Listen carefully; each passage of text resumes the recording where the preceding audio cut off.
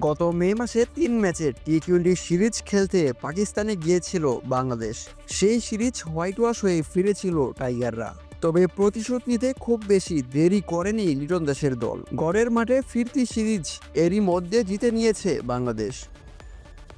কয়েক মাসের ব্যবধানে আবারও একবার পাকিস্তানের সঙ্গে খেলার সম্ভাবনা জেগেছে বাংলাদেশের, যেখানে তৃতীয় দল হিসেবে থাকতে পারে আরেক পরাশক্তি।